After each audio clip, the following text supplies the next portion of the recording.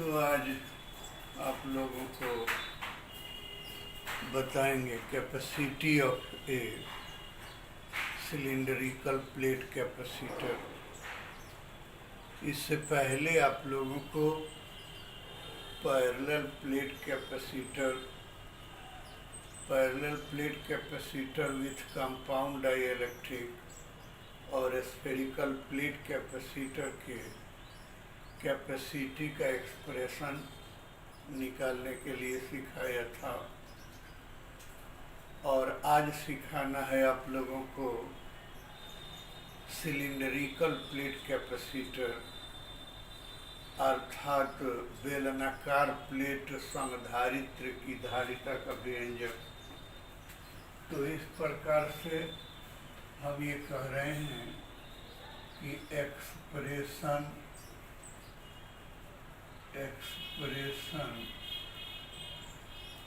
और capacity of A spherical plate capacitor किसी spherical गलत लिख दिया, सिलिंडरिकल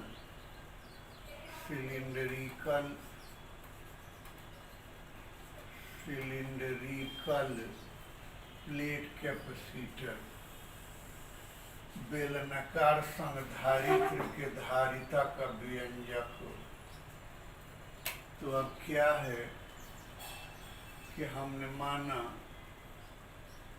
कि ये एक सिलिंडरिकल प्लेट कैपेसिटर है।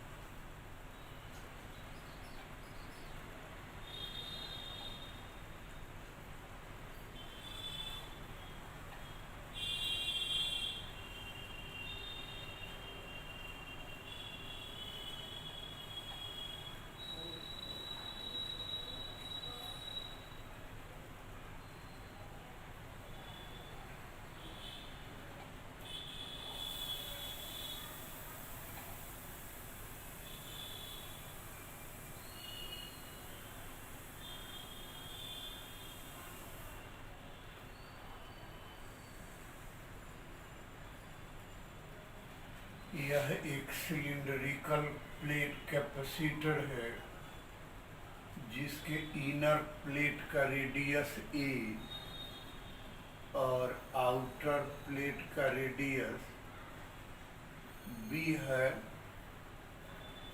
इसका एक्सिस ए डैश है और यह प्लेट एक्स है, प्लेट वाई है। प्रत्येक प्लेट का लेंथ L है और माना कि आउटर प्लेट का अर्थिंग है, ये आउटर प्लेट का अर्थिंग है। और क्या है कि अब तो X कलेक्टिंग प्लेट हो गया और Y कंडेंसिंग प्लेट हो गया। इस कलेक्टिंग प्लेट X पर प्लस Q आवेश दिया जाता है और माना कि इसके यूनिट लेंथ पर आवेश प्लस लैम्डा है। तो कंडेंसिंग प्लेट के इनर सरफेस पर माइनस लैम्डा और आउटर सरफेस पर प्लस लैम्डा आवेश प्रेरित होता है, लेकिन आउटर सरफेस पर प्रेरित प्लस लैम्डा आवेश अर्थिंग के कारण पृथ्वी के इलेक्ट्रॉन द्वारा संतुष्ट हो जाता है। फिर माना कि इस प्लेट के क्या कहते हैं कि अक्ष से r दूरी पर एक बिंदु P दिया गया है, जहाँ पर विद्युत तीव्रता E है और इस कैपेसिटर की धारिता C है। तो पूरी बात एक बार और सुन लीजिए कि माना कि x x a डैश अक्ष वाला एक cylindrical plate capacitor x y है। इनमें से प्रत्येक प्लेट की लंबाई L, इनर प्लेट x का radius a, outer plate y का रेडियस b है। अब आउटर प्लेट y का अर्थिंग कर इनर प्लेट के यूनिट लेंथ पर प्लस लैम्डा आवेश दिया जाता है। तो आउटर प्लेट y के इनर सरफेस के यूनिट लेंथ पर माइनस लैम्डा और आउटर सरफेस के यूनिट लेंथ पर प्लस लैम्डा आवेश प्रेरित होता है। यह प्रेरित धन आवेश अर्थिंग के कारण संतुष्ट हो जाता है। पुनः माना कि अक्ष से r दूरी पर कोई बिंदु P दिया गया है, जहाँ विद्युत तीव्रता E है, जबकि वो क्या कहते हैं कि जबकि इस कैपेसिटर की धारिता C, प्लेट A का विभव VA और प्लेट B का विभव VB है। तो क्या है कि यदि बिंदु P पर विभवांतर dV हो, तो या छोड़िए वो इसी से उठा लीजिए, चूंकि वो क्या कहते हैं कि E बराबर माइनस dV बटा dr imply that dV is equal to the या minus dV is equal to the E into dr। And Gauss के थ्योरम में बताया कि E बराबर lambda by 2 pi epsilon 0 r imply that minus dV is equal to the lambda by 2 pi epsilon 0 into dr by r imply that minus integration dV। और क्या हो गया कि नीचे आपको यहाँ से यहाँ तक जाना है, तो नीचे VB, नीचे वो इधर से चलिए कि यहाँ से यहाँ का विभवांतर यानी प्लेट X और Y का विभवांतर। तो प्लेट X एवं Y का विभवांतर का मतलब लिमिटिंग वैल्यू ये हो गया आपको VA और ये हो गया VB is equal to lambda by 2 pi epsilon 0 into integration dr बटा r। और क्या है कि लिमिटिंग वैल्यू, तो लिमिटिंग वैल्यू का मतलब हो गया कि आपको B से A तक यानी प्लेट Y से प्लेट A तक आना है।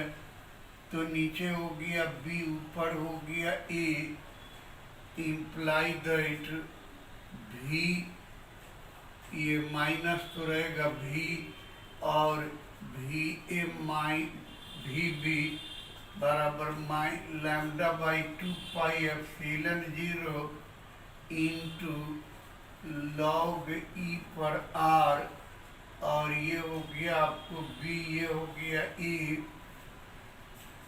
इम्प्लाई दैट, ये माइनस खत्म कर देते हैं तो लिमिटिंग वैल्यू भी चेंज हो जाएगा। तो V A minus V B is equal to the lambda by 2 pi epsilon 0 into log e पर ए माइनस लॉग ई पर B, imply that V A minus V B को हम अच्छा रहने दीजिए, V A minus V B is equal to the lambda into, ये तो log M minus log N, log M बटा एन, लॉग एम बटा एन ई पर ए बटा बी, और के बटा 2 pi epsilon 0 imply that V A minus V B. अब काहे का इतना ही रहने दीजिए पहले। अब क्या है कि चूंकि C बराबर Q बटा V, Q के बदला में तो लैम्डा और प्लेट की लंबाई L है, तो यूनिट लेंथ पर उपस्थित आवेश लैम्डा L, लेंथ पर यूनिट आवेश lambda L by lambda into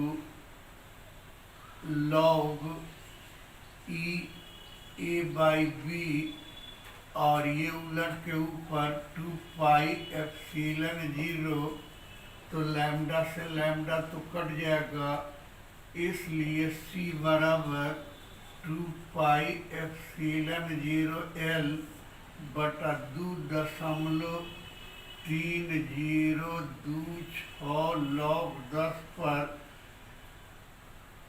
A by B, यानी लॉग ई पर पावर x का मान इतना होता है, तो ये रख दिया 2.3026 लॉग 10, और यही हो गया आपको सिलिंड्रिकल प्लेट कैपेसिटर की धारिता का व्यंजक। अब क्या है कि आपको दूसरा क्वेश्चन बताना चाहें।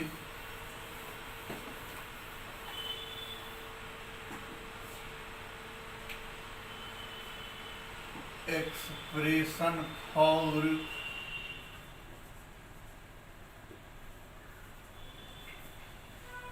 एनर्जी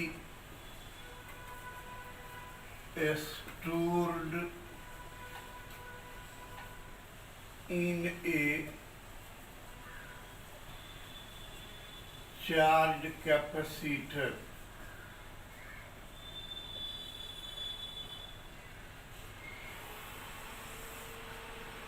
या इसी को कहता है कि एक्सप्रेशन फॉर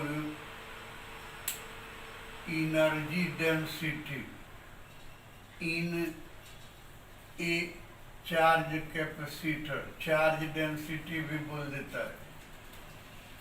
तो खैर मतलब कि जब किसी कैपेसिटर को चार्ज किया जाता है तो उसमें एनर्जी स्टोर रहता है।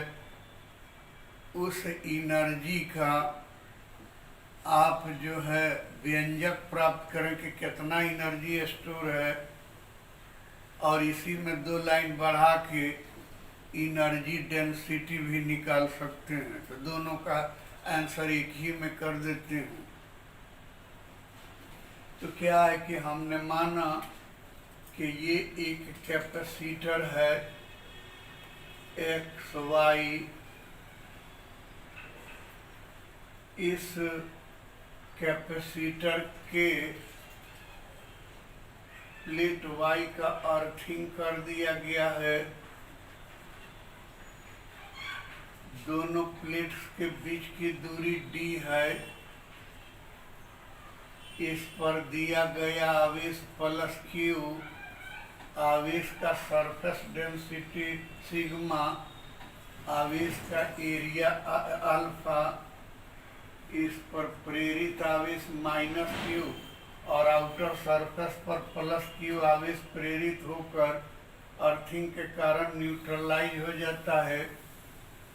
इसमें आपको माध्यम की विद्युतशीलता परमिटिविटी एप्सिलॉन 0 और क्या है कि इसमें विद्युत तीव्रता ई, इसकी धारिता सी मान लिया, इसमें स्टोर होने वाले एनर्जी को यू मान लिया, और क्या है कि एनर्जी डेंसिटी को यूडी मान लिया। तो अब इसमें क्या है कि भाई पहले इसको जब चार्ज करेंगे तो एकाएक तो इस पर आवेश नहीं आ जाएगा, 2 माइक्रोकूलम, फिर 3 माइक्रोकूलम, फिर 4 माइक्रोकूलम, ऐसे ही होता जाएगा। तो हमने माना कि किसी समय इस पर तो कुल आवेश क्यू देना है, लेकिन आवेशित कर रहे हैं तो किसी समय यानी इस पर 2 कूलम का कुल आवेश देना है। तो 2 कूलम एक के बार तो नहीं आएगा, छोटा छोटा टुकड़ा करके जाएगा। तो हमने माना कि किसी समय इस पर इंस्टेंटेनियस चार्ज डी क्यू है और इस समय दोनों प्लेट्स का विभवांतर डी भी है, ऐसा हमने मान लिया कि दोनों प्लेट्स के बीच का विभवांतर डी भी है। तो अब क्या हो जाएगा कि डी भी है, तो डी भी के बदला में वो क्या हो गया कि डी भी बराबर कल ही बताया था ई डी क्यू एंड वो यहाँ कुछ गलत कर रहे हैं किया, एंड कुछ तो गलत कर रहे हैं, 1 मिनट सोचने दीजिए। डी वी बराबर ई डी क्यू और ई बराबर होता है सिग्मा बटा एप्सिलॉन 0, ई बराबर सिग्मा बटा एप्सिलॉन 0। तो ई तो हमको नहीं निकालना है, हाँ चलिए दूसरा कुछ निकालते हैं। तो अब यहाँ पर जब हमने कह दिया कि इस समय ये भी मान लीजिए कि इस समय जब इंस्टेंटेनियस चार्ज डी क्यू है तो इस समय दोनों प्लेटों के बीच का विभवांतर भी है। तो क्या होता है कि चूंकि भी बराबर होता है क्यू बटा सी, भी बराबर होता है क्यू बटा सी, तो ये क्यू बटा सी करते हैं कि किसी समय इस पर आवेश क्यू है यानी इंस्टेंटेनियस चार्ज क्यू है किसी समय, यानी कि इस पर जो आवेश दे रहे हैं।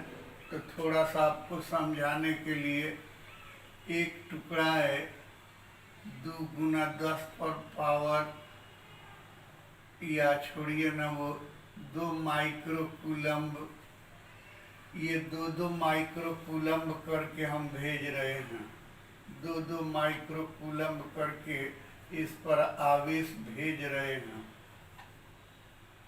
तो मान लीजिए कि ये माइक्रोकूलम्ब गया, इसी माइक्रोकूलम्ब को हम क्यू मान लेते हैं, तो भी बराबर हो जाएगा क्यू बटा सी।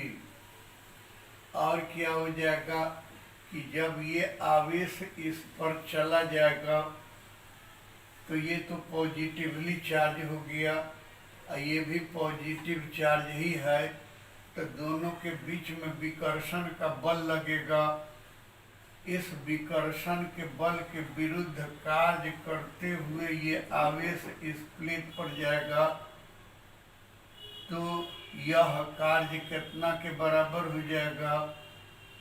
तो पहले इस कार्य को निकाला जाए। तो पहले इस कार्य को निकालने के लिए आपको डी ओमेगा कार्य बराबर होता है, आपको वो कार्य बराबर हो गया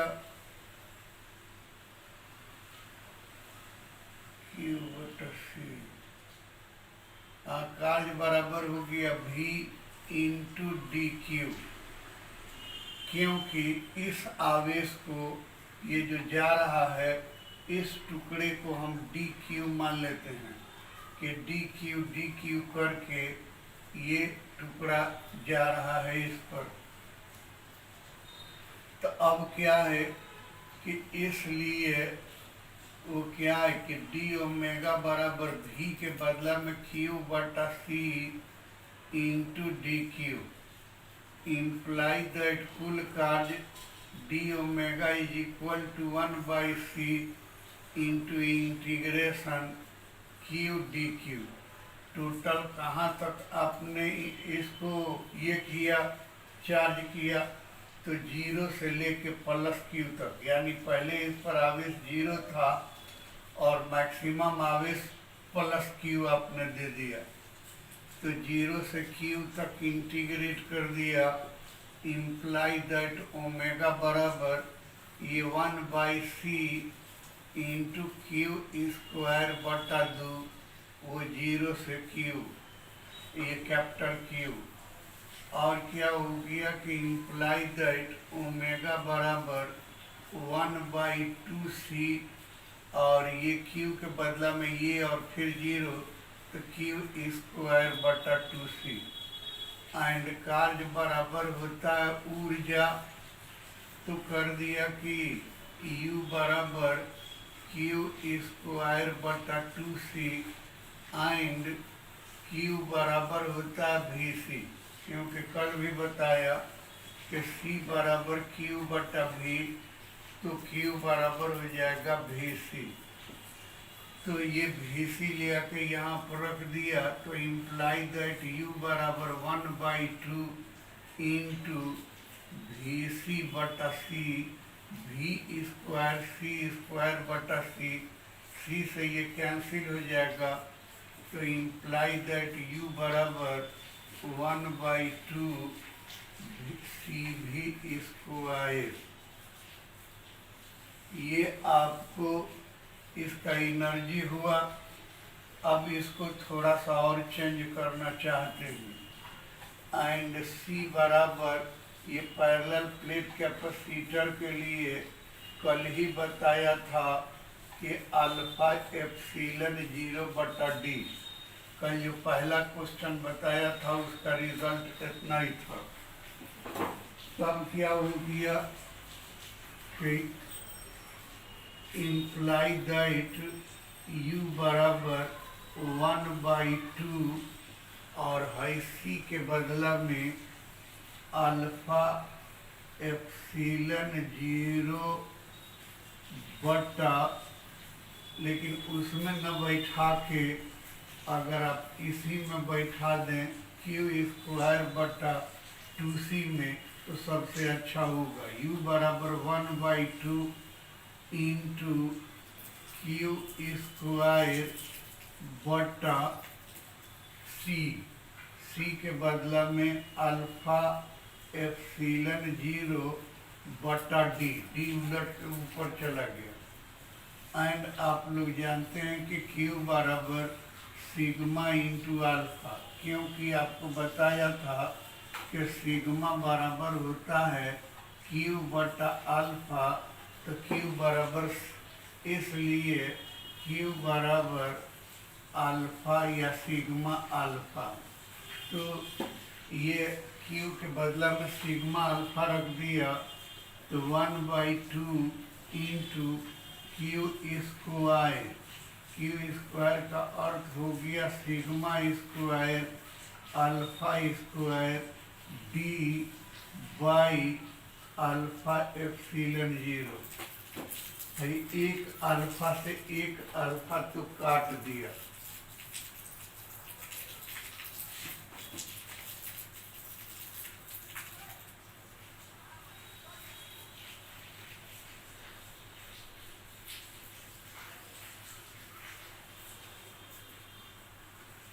एक अल्फा से एक अल्फा काट दिया, तब आपको हो गया ये आपको u बराबर 1/2, ये हो गया एक अल्फा से एक अल्फा कट गया, इम्प्लाई दैट u बराबर 1/2, यहाँ पर एप्सिलॉन जीरो से गुना कर दिया और ये हो गया सिग्मा स्क्वायर। अब एप्सिलॉन जीरो से गुना किया तो नीचे भी एप्सिलॉन जीरो से गुना करना पड़ेगा, तो epsilon zero square into alpha D, alpha D. तो अब क्या हो गया कि इम्प्लाई दैट u बराबर 1/2 into epsilon zero into sigma बटा epsilon zero whole square into alpha D. तो अब कौन चीज हो गया कि एंड सिग्मा बटा एप्सिलॉन जीरो बराबर होता है ई, इम्प्लाई दैट u बराबर 1/2 epsilon zero E square into alpha D. Alpha D क्या है?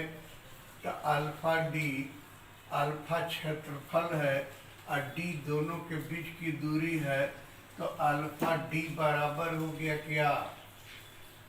कैपेसिटर के बीच उपस्थित क्षेत्र का आयतन। तो ये आयतन हो गया, तो इतना आयतन में इतना ऊर्जा है, तो यूनिट आयतन में कितना ऊर्जा हो जाएगा? तो इसलिए charge energy density UD, energy density UD बराबर 1/2 into epsilon zero E square. एक रिजल्ट तो आपका ये हो गया, एक रिजल्ट तो आपका ये हो गया, इसको इस रूप में भी चेंज कर सकते हैं। और एक रिजल्ट ये हो गया कि अल्फा डी, और अल्फा डी से भाग कर दिया तो ये डेंसिटी हो गया, इम्प्लाई दैट यू डी बराबर 1/2 एप्सिलॉन जीरो ई स्क्वायर। अर्थात किसी कैपेसिटर को पूर्णतः आवेशित कर दिया जाए तो उसमें स्टोर एनर्जी का मान, संचित पोटेंशियल ऊर्जा का मान इतना होगा, या इसी को चेंज कर दें तो इतना होगा, या इसी को और चेंज कर दें तो इतना होगा। और एनर्जी डेंसिटी अल्फा डी आयतन में एनर्जी है इतना, तो एक आयतन में अल्फा डी से भाग करने कट जाएगा, एनर्जी डेंसिटी इतना हो जाएगा। तो इस प्रकार से ये क्वेश्चन आप लोगों के लिए इम्पोर्टेंट है, 2021 के लिए ये क्वेश्चन इम्पोर्टेंट है, इसको याद रखिएगा। एक और छोटी सी बात 2 नंबर वाला क्वेश्चन बताना चाहते हैं और उसके बाद ख़त्म करेंगे। वो क्या है कि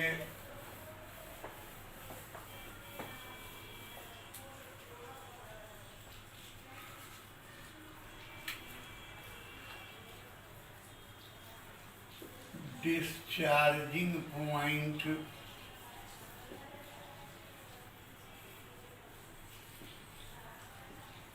ऑफ ए कंडक्टर।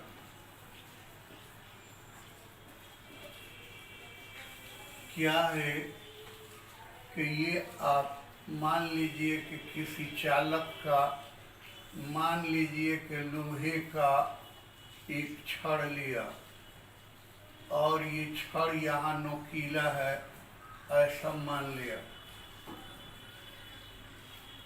तो अब क्या है कि इस छड़ का रेडियस अगर r मानते हैं, इस छड़ पर आवेश का तलीय घनत्व, ये छड़ आवेशित है, आवेश का तलीय घनत्व सिग्मा मानते हैं, और इस छड़ का जो रेडियस है वो r मानते हैं। तो क्या होता है कि सिग्मा वायरीज 1/r², यानी कि r का मान ये घटता जाएगा तो सिग्मा का मान बढ़ता जाएगा, और r का मान बढ़ता जाएगा तो सिग्मा का मान घटता जाएगा। आप कहिएगा कि ये कहाँ से ले आके रख दिए। और ध्यान रहे कि नोट्स जो जल्दी जल्दी लिखे हैं तो कहीं कहीं कुछ छूट भी गया है। तो ये सिग्मा वायरीज 1/r लिख दिए नोट्स में, वो होगा सिग्मा वायरीज 1/r²। अगर थोड़ा नॉलेज रखते हैं, थोड़ा ध्यान देते हैं, तो आप लोगों को तो बात समझ में आ जाएगी क्यों ऐसा लिखे। आपने कहा कि सिग्मा बराबर Q/α, और अल्फा बराबर हो जाएगा Q/πr²। तो ये Q और पाई कांस्टेंट है, तो सिग्मा वायरीज 1/r² हो जाएगा। तो इससे पता ये चला कि छड़ का रेडियस अगर बढ़ता है तो आवेश का चार्ज का सरफेस डेंसिटी घटता है, और छड़ का रेडियस अगर घटता है तो चार्ज डेंसिटी बढ़ता है। तो खैर ये हर जगह तो चार्ज डेंसिटी है, लेकिन यहाँ पर जब नोकदार बना दिया तो नोक पर चार्ज डेंसिटी सबसे ज़्यादा हो जाएगा, क्योंकि नोक का रेडियस बहुत कम है, और बहुत कम है तो चार्ज डेंसिटी यहाँ पर बहुत ज़्यादा है। चार्ज डेंसिटी यहाँ पर बहुत ज़्यादा है, और चार्ज डेंसिटी ज़्यादा है का मतलब कि ये चार्ज एकदम एक दूसरे को ढकेलते रहते हैं, धक्का लगाते रहते हैं। नतीजा ये है कि यहाँ पर जो अगर हवा में ही रखे हैं तो ये हवा का पार्टिकल है, और हवा का पार्टिकल है तो जो हवा का पार्टिकल इसके संपर्क में आता है, इस अधिक चार्ज डेंसिटी के कारण ये हवा का पार्टिकल भी आवेशित हो जाता है, और आवेशित हो जाता है तो इस पर का पॉजिटिव चार्ज इसको ढकेलता है, विकर्षित करता है, यहाँ के कण को विकर्षित करके दूर की ओर भगाता है। जो कण धन आवेशित है इसको दूर की ओर भगाता है। तो ये धन आवेश तो इसी पर से आया, मान लीजिए तो है ये पॉजिटिव चार्ज वहाँ पर चला गया, तो ये पॉजिटिव चार्ज बढ़ के इस पॉजिटिव चार्ज का जगह लेगा, इधर से चार्ज फिर आ जाएगा, और इस तरह से ये हवा के कण या माध्यम के कण आवेश लेके विकर्षण बल के विरुद्ध दूर हटते जाएंगे, और इधर से आवेश आता जाएगा, यानी कि इस प्रकार माध्यम द्वारा ही ये धीरे धीरे क्या है कि डिस्चार्ज होने लगेगा, और डिस्चार्ज होते एक समय पूरी तरह से डिस्चार्ज हो जाएगा। अब ये सोचिएगा कि ये क्वेश्चन ऐसे ही पूछेगा कि discharging action of point conductor, discharging action of point, discharging, इसका असल सवाल है discharging action of point conductor. तो आप ऐसा सोचिएगा कि इसी तरह से देगा नहीं, बल्कि पूछ देगा कि किसी भी विद्युत यंत्र को बनाया जाता है तो उसको बिल्कुल प्लेन किया जाता है, कोई चादर ही लगाया जाता है तो उस चादर को बिल्कुल प्लेन रखा जाता है, उसको खुरदुरा नहीं रखा जाता है। क्यों? तो जवाब यही होगा, खुरदुरा होने का अर्थ है, रफ होने का अर्थ है कि वो छोटे छोटे नोक उस पर हैं, और नोक होने का अर्थ है कि सिग्मा वाइज 1/r² के अनुसार वहाँ पर चार्ज डेंसिटी अधिक है, और चार्ज डेंसिटी अधिक है तो इसके वजह से जो है चार्ज वो माध्यम में चला जाएगा और डिस्चार्जिंग शुरू हो जाएगा, जिसके कारण ये इलेक्ट्रिक एनर्जी का लॉस होता रहेगा। इसी कारणवश हम कोई भी इलेक्ट्रिकल इंस्ट्रूमेंट बनाते हैं तो उसको रफ नहीं रखते हैं, खुरदुरा नहीं रखते हैं, बल्कि बिल्कुल प्लेन बना देते हैं। रहने दीजिए, आज इतना ही। एक लेक्चर और मारेंगे तो इलेक्ट्रोस्टैटिक्स ख़त्म हो जाएगा, फिर हम लोग करंट इलेक्ट्रिसिटी पर चलेंगे।